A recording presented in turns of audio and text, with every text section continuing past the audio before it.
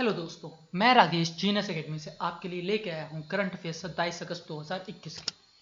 Genus academy जो आपको देती है मौका घर से कोचिंग करने का, इसकी इनिशिएटिव घर से कोचिंग 2.0 के साथ ऑनलाइन ऑफलाइन दोनों तरीकों से आप हमारे साथ जुड़ सकते हैं। ऑफलाइन जुड़ने के लिए आप हमारे मेन कैंपस धर्मशाला आ सकते हैं और ऑनलाइन मोड में जुड़ने के लिए आप हमारी ऐप जीनस एकेडमी को डाउनलोड कर सकते हैं, जो प्ले स्टोर पे अवेलेबल है, जिसका लिंक आपको डिस्क्रिप्शन बॉक्स पे अवेलेबल रहेगा। सबसे पहले बात national affairs. Finance minister Nirmala Sitharaman launched national monetization pipeline NMP. जो हमारी फाइनेंस मिनिस्टर है निर्मला सीतारमन, उन्होंने एनएमपी नेशनल मोनेटाइजेशन पाइपलाइन जो है उसको लॉन्च किया। India and Philippines conducts maritime partnership exercise in the West Philippine Sea at the South China Sea region on 23 August 2021।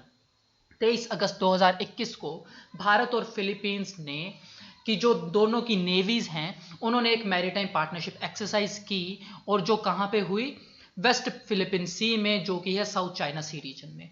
Philippines की बात करें तो उसके प्रेसिडेंट है रोड्रिगो डुटेर्टे, कैपिटल है मनीला, करेंसी है Philippines peso. Lockheed Martin, a US-based company, gets $328 million worth contract from Indian government to provide support for the Indian Air Force fleet of 12 C-130J-30 Super Hercules aircraft for a period of 5 years। अब जो Lockheed Martin है US की एक company है, उसे $328 million का जो contract दिया है भारतीय गवर्नमेंट ने। और वो कॉन्ट्रैक्ट क्या है? उनका काम है जो इंडियन एयरफोर्स का फ्लीट रहेगा सुपर हर्कुलिस एयरक्राफ्ट का, उसको सपोर्ट करना आने वाले 5 सालों के लिए। उसमें वो जो तकनीकी सहायता है वो प्रोवाइड कराएगी लॉकहीड मार्टिन।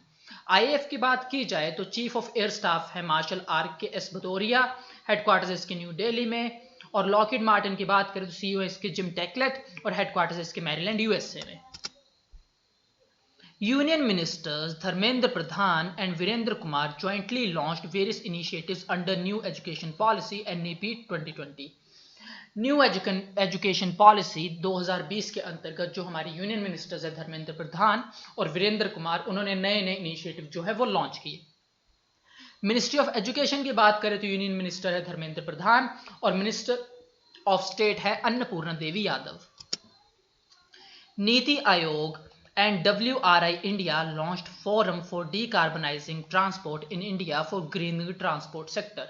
अब जो नीति आयोग है और जो वर्ल्ड रिसोर्सेज इंस्टीट्यूट है, उन दोनों ने मिल के एक फोरम फॉर डीकार्बनाइजिंग ट्रांसपोर्ट जो है वो लॉन्च किया, जिसके तहत जो हमारा ट्रांसपोर्ट सेक्टर है उसकी ग्रीनिंग होगी। ग्रीनिंग इन द सेंस कि जो कार्बन एमिशन होती है उसे कम करने की कोशिश की जाएगी।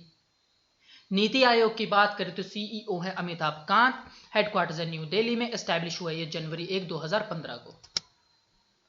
Government of India launches operation Devi Shakti to evacuate Indians from Afghanistan.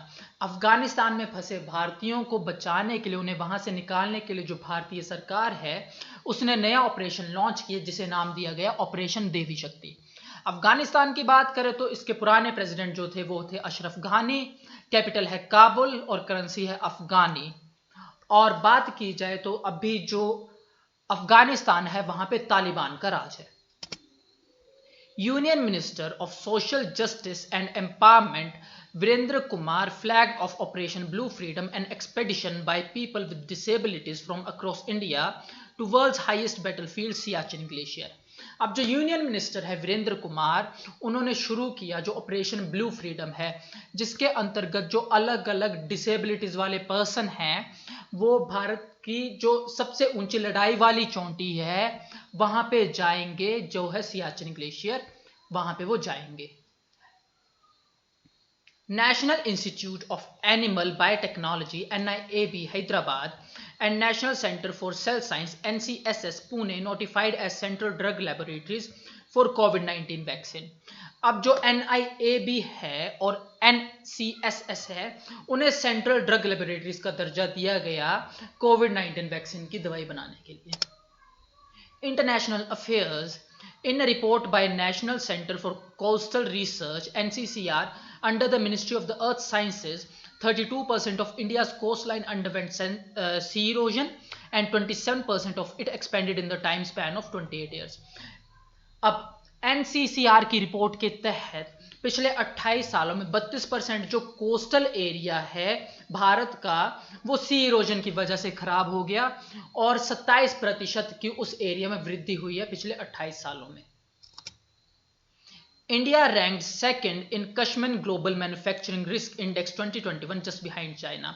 अब जो Cushman global manufacturing risk index है 2021 का, उसके तहत जो भारत है वो दूसरे स्थान पे है बस, और पहले स्थान पे जो है वो है चाइना। अब कशमन और वेकफील्ड की बात की जाए तो इसके एग्जीक्यूटिव चेयरमैन और सीईओ हैं Brett White. Managing director Bharat के और साउथ ईस्ट एशिया के रीजन के हैं अंशुल जैन। हेडक्वार्टर्स इसके शिकागो इलिनॉइस यूएस में। Banking and finance, RBI released recommendations of expert committee on